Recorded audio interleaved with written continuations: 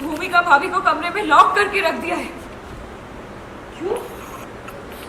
क्योंकि उन्हें पता चल गया था, तुझे और तेरे बच्चों के साथ जब किडनैप किया गया था, उन्हें पता चल गया था कि इसके पीछे है मनीष दीक्षित और उनके साथ वो करण कुलकर्णी। इसीलिए वो थाने जा रही थी अपना स्टेटमेंट देने, और इन लोगों ने उन्हें पकड़ के कमरे में बंद कर दिया। शालिनी, शालिनी मुझे समझ में नहीं आ रहा है, मैं करूँ तो करूँ क्या? क्या करना चाहिए मुझे?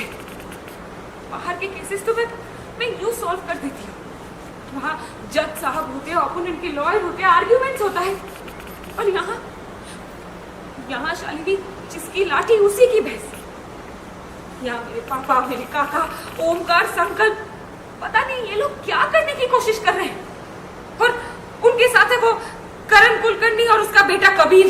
इन सब लोगों ने मिलकर ये सोच रखा है कि ये कुछ भी कर सकते हैं, नारी पे अत्याचार कर सकते हैं। शालिनी अब वक्त आ गया है इनके सामने खड़े होने का।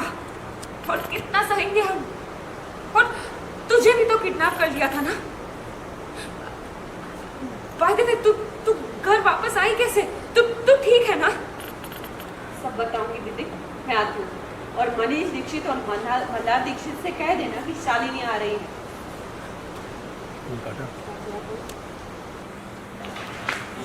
क्या हुआ है?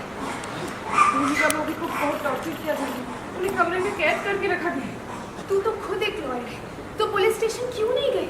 इसके खिलाफ FIR क्यों नहीं किया? क्यों दीदी, क्यों? मैं क्या करूं शालिनी? है तो ये मेरे ही परिवार वाले ना। यही सोच के कदम रुक जाते हैं। बार बार यही सोचती रहती हूँ कि मेरे मम्मी, मेरे पापा, वो भी इसी परिवार का हिस्सा है, उनके खिलाफ चली जाऊं। तू तो जानती है ना शालिनी, ऐसे केसेस कितने सेंसिटिव होते हैं। भाभी कहाँ है? वहां उस कमरे में। कहाँ जा रही हो? भाभी के पास। तुम नहीं जाओगी? मैं जाऊंगी। तुम नहीं जाओगी? एक मनीष दीक्षित, हट जाइए मेरे सामने से। ऐसा मत करो, मेरी बात सुनो। हट जाइए। तू नहीं जाएगी वहाँ, ले मेरे वहां से। तू नहीं जाएगी वहाँ और ना ही हटेंगे। जाएगी तू वापस, कि गेट तो नहीं खुलेगा। शर्म करो आप, आपने अपनी भतीजी को किडनैप किया। हाँ किया, क्या कर लोगी तुम? मैं तुम्हें बार बार समझा चुका हूं, कई बार समझा चुका हूं कि ये मेरी बेटी की जिंदगी का सवाल है, मेरे दामाद के फ्यूचर का सवाल है, लेकिन समझी तुम नहीं।